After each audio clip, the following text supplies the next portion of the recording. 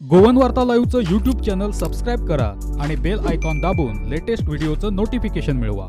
वादग्रस्त 3 कृषी कायदे मागे घेत असल्याची घोषणा पंतप्रधान नरेंद्र मोदी यांनी केली। या कायद्यांना विरोध करण्यासाठी गेल्या 13 महिन्यापासून देशभरातील शेतकऱ्यांनी आंदोलन सुरू ठेवलंय।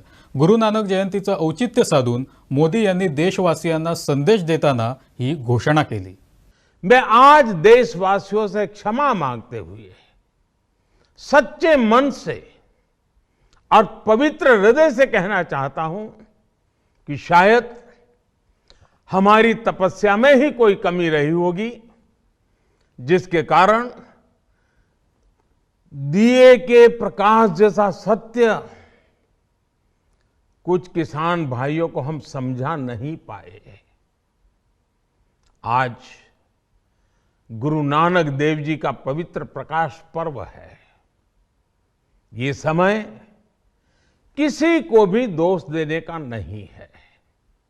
आज मैं आपको, पूरे देश को ये बताने आया हूं कि हमने 3 कृषि कानूनों को वापस लेने का, रिपील करने का निर्णय लिया है। इस महीने के अंत में शुरू होने जा रहे संसद सत्र में, इसी महीने में हम तीनों कृषि कानूनों को रिपील करने की संवैधानिक प्रक्रिया को पूरा कर देंगे। साथियों, मैं आज अपने सभी आंदोलनरत किसान साथियों से आग्रह कर रहा हूं, आज गुरु पर्व का पवित्र दिन है। अब आप अपने अपने घर लौटे, अपने खेत में लौटे, अपने परिवार के बीच लौटे। आइए एक नई शुरुआत करते हैं, नए सिरे से आगे बढ़ते हैं। दरम्यान जोपर्यंत हे कायदे मागे घेण्याची प्रक्रिया पार पडत नाही तोपर्यंत आम्ही आंदोलन मागे घेणार नाही, अशी घोषणा शेतकऱ्यांचे नेते राकेश टिकैत यांनी केली। इस आंदोलन को हिस्सा बना, वो चाहे दिल्ली गया या नहीं गया, अपने वहां रहा, तो ये उनको, ये संघर्ष की जो गाथा है उनको जाती है पूर्ण रूप से, और ये उनकी जीत है। सर की जीत है। सर, मोदी जी ने आज डिक्लेरेशन किया है, तो आपका आंदोलन डिक्लेरेशन के बाद स्थगित होगा या नहीं होगा? स्थगित हमारा आंदोलन अभी चलता रहेगा जब तक ये पार्लियामेंट में वापसी नहीं होता, जब तक पूर्ण रूप से एमएसपी पे, गारंटी पे क्या कहते हैं, जब तक भारत सरकार से बातचीत नहीं होगी। नहीं, कोई बड़ा दिल नहीं, नहीं तो फाइनेंशियल कंपनियों के एजेंट है, कौन बड़ा दिल दिखा रहा भाई? लिया है तो किसानों का संघर्ष का नतीजा है ये। और आज भी हेरा फेरी बहुत हो रही है। एमएसपी पे गारंटी कानून जब तक नहीं बनेगा, आधे रेट में किसानों की फसलें बिकती रहेगी। बिजली अमेंडमेंट बिल है, अगर कोई 2 पशु रखेगा उसको कॉमर्शियल कनेक्शन लेना पड़ेगा।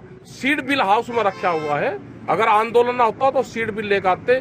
बीज का कानून आ रहा है अभी देश में, अगर बीज का कानून आएगा तो कौन किसान अपने खेत में कौन सा बीज बोएगा ये कंपनियां बताएगी। ये तो उनका अधिकार होने जा रहा है।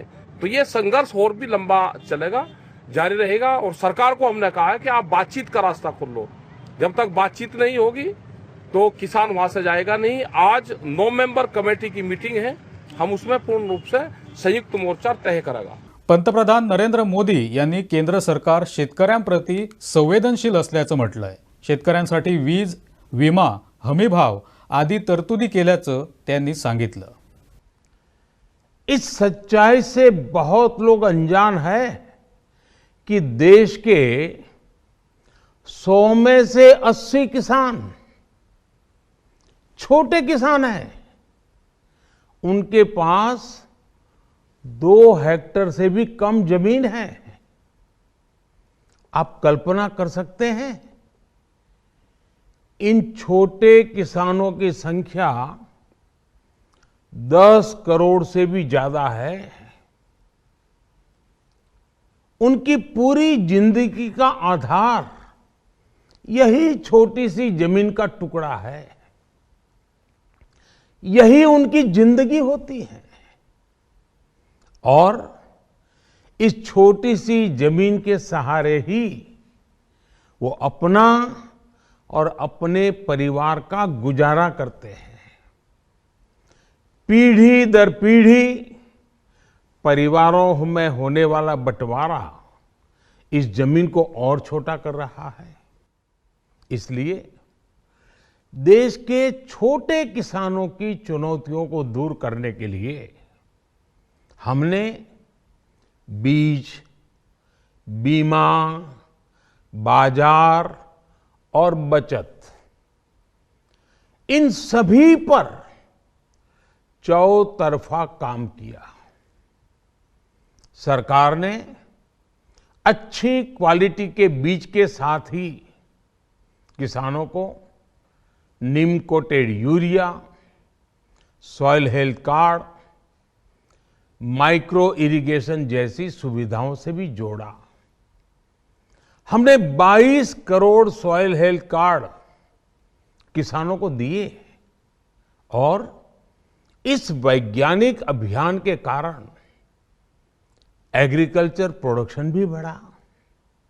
साथियों, हमने फसल बीमा योजना को अधिक प्रभावी बनाया, उसके दायरे में ज्यादा किसानों को लाए। आपदा के समय ज्यादा से ज्यादा किसानों को आसानी से मुआवजा मिल सके, इसके लिए भी पुराने नियम बदले। इस वजह से बीते 4 साल में 1 लाख करोड़ रुपए से अधिक का मुआवजा हमारे किसान भाई बहनों को मिला है। हम छोटे किसानों और खेत में काम करने वाले श्रमिकों तक बीमा और पेंशन की सुविधाओं को भी ले आए।